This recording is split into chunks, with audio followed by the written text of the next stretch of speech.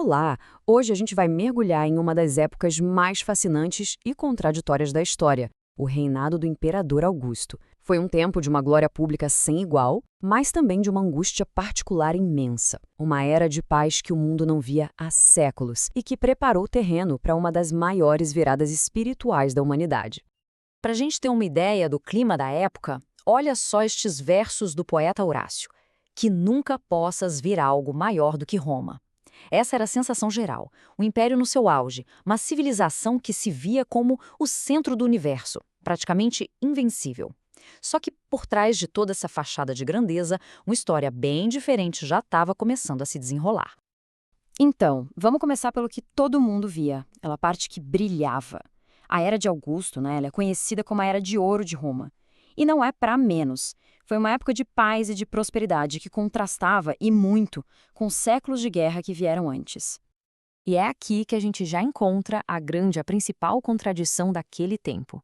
Pensa só, de um lado essa glória toda para todo mundo ver, paz duradoura, arte, leis, justiça. E do outro lado, a angústia privada do homem que estava no centro de tudo isso, o próprio imperador Augusto.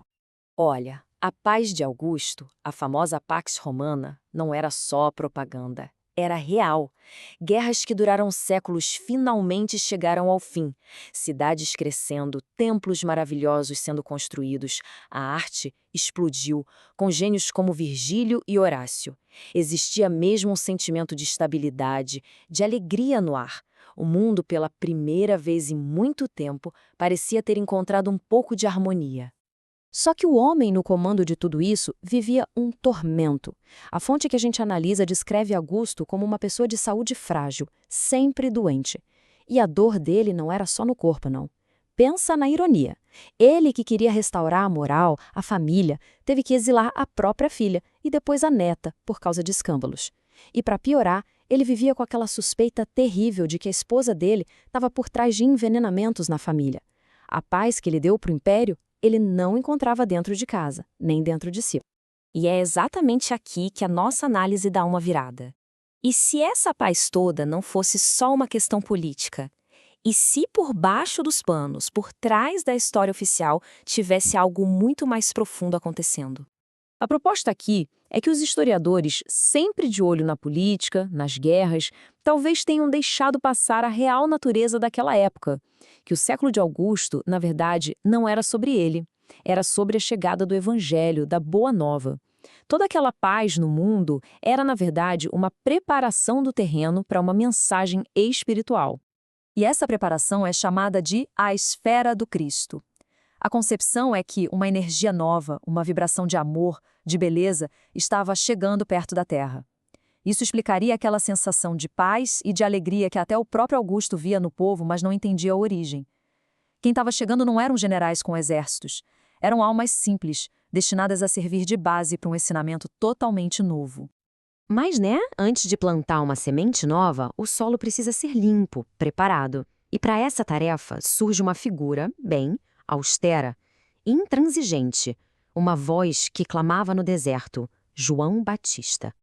E aqui, João Batista é mais que uma pessoa, ele é um símbolo, ele representa a verdade. Uma verdade dura, inflexível, que tem que vir antes do amor poder florescer. Ele é tipo a disciplina que chega para arrancar as raízes podres do mundo, sabe? O orgulho, a hipocrisia, para abrir espaço para algo novo e puro poder nascer. A história do João vira quase uma alegoria. Ele não estava brigando só com pessoas, mas com o que elas representavam. Salomé é a futilidade do mundo. Herodes, o poder político que só faz o que é conveniente. A esposa dele, o interesse próprio acima de tudo. E João, personificando a verdade, bate de frente com tudo isso e paga o preço mais alto. Bom, com o caminho aberto por João, o foco agora muda para Jesus e o começo da sua missão. E essa missão já começa de um jeito bem diferente. Não com uma demonstração de poder, mas com um debate sobre o que é de verdade divino. E aqui a gente vê bem o ceticismo de quem estava no poder.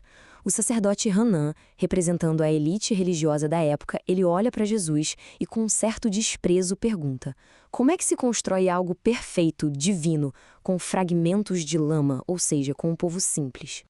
E a resposta, a resposta muda completamente as regras do jogo. A matéria-prima para esse reino novo não seria o mármore dos templos, nem o ouro dos palácios, muito menos o poder dos exércitos. Seria o sentimento, a boa vontade sincera das pessoas. Essa é que era a verdadeira base de tudo.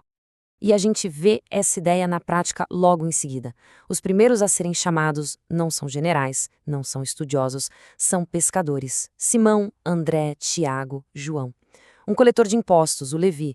Justamente as pessoas comuns, aqueles fragmentos de lama que Hannah desprezou, são eles que se tornam as pedras que fundam esse novo movimento.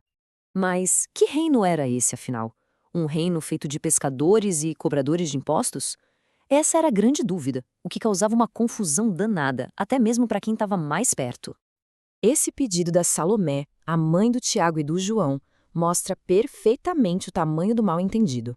Ela, assim como muita gente, estava pensando num reino aqui da terra, um novo poder político, e já queria garantir um lugarzinho de destaque para os filhos dela. Ela estava pensando em poder, em status, em glória deste mundo.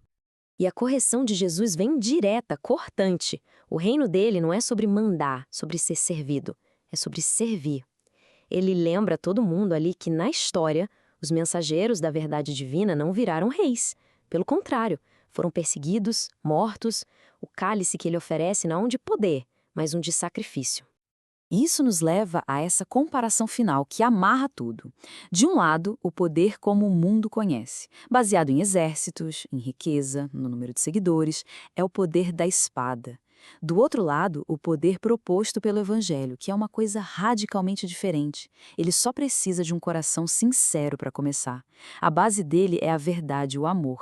Como o texto aponta, basta uma única pessoa de bem para ensinar a verdade de Deus. O que nos deixa com uma pergunta para refletir. A Era de Augusto construiu um império gigantesco de mármore e exércitos. Um império que, com toda a sua glória, um dia caiu. A Boa Nova veio com uma proposta de construir um reino diferente, com uma matéria-prima totalmente nova, o sentimento, a boa vontade. E a questão que fica no ar é, do que é feito, afinal, um reino que dura para sempre?